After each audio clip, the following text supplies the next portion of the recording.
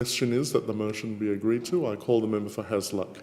Thank you, Deputy Speaker. I rise today to speak on the motion put by my colleague, the member for Chisholm, on what is a very important issue in our local community, and I'd like to associate myself with the comments that she has made. Food allergy has the potential for severe and life-threatening reactions and affects an estimated 4 to 6% of children and 1 to 2% of adults. My first experience was as a former teacher, and I remember having to have to be particularly careful when a student of mine had a food allergy to nuts. I remember that it was incredibly difficult to monitor the food that was in the classroom and in the playground that may cause a severe food allergic reaction in this one student. It's interesting to note that only 9 foods cause 90% of food allergic reactions, and that's cow's milk, eggs, peanuts, tree nuts, sesame seeds, soy, fish, shellfish and wheat and many other things. I agree that more needs to be done to increase the awareness of food allergy and anaphylaxis in our local community and the impact it can have on individuals and their families. The Australian Government is strongly committed to ensuring that there is sufficient information to make informed choices about the foods that consumers purchase. Food labelling in Australia is regulated by the Australian-New Zealand Food Standards Code, which has strict and comprehensive requirements on labelling statements and standards. In addition to this, the National Healthy School Canteens project that commenced in 2008 and was funded by the Australian Government as part of the Australian Better Health Initiative has also been a positive step. I know that many of schools in my electorate of Hasluck have found this project beneficial and has increased the awareness of food allergies and their impact. Despite this, hospital admissions for severe allergic reactions have doubled over the last decade in Australia, but equally in the USA and the UK.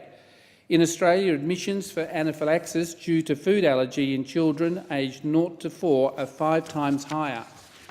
Whilst outdoor knocking in the northern region of my electorate, I met Sandra and talked about these issues and the increasing prevalence of anaphylaxis. Sandra's child suffers from a severe peanut allergy and she herself has a severe food allergy. Sandra believes there is a lot that can be done to greatly improve the quality of life of those who live with the risk of anaphylaxis. I've had several discussions with Sandra and she has some interesting practical ideas as a mother and as a parent, which I'll be sharing with the Minister for Health. Currently, there are no standardised protocols for acute food allergy management across Australia. In Western Australia, there are 3 different protocols.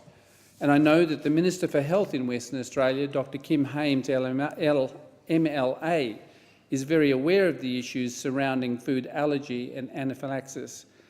I commend the WA State Government for some of the actions they've taken to increase the awareness and response protocols for food and allergy anaphylaxis.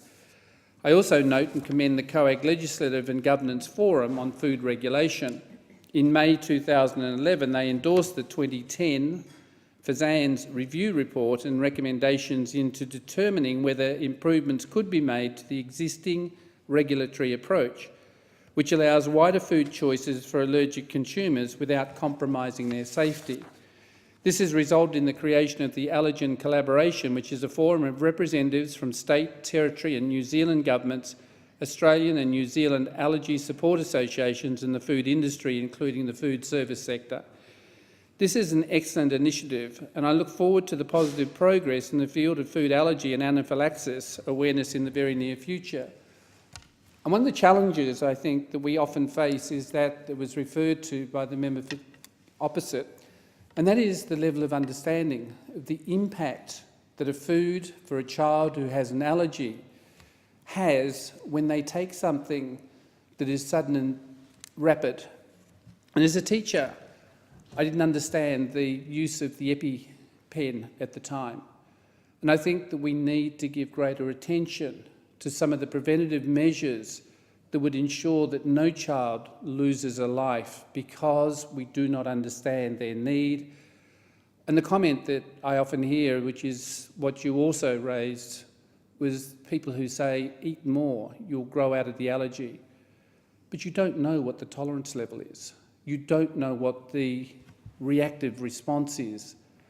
And when that occurs, what we need to have is the knowledge to be able to do that work.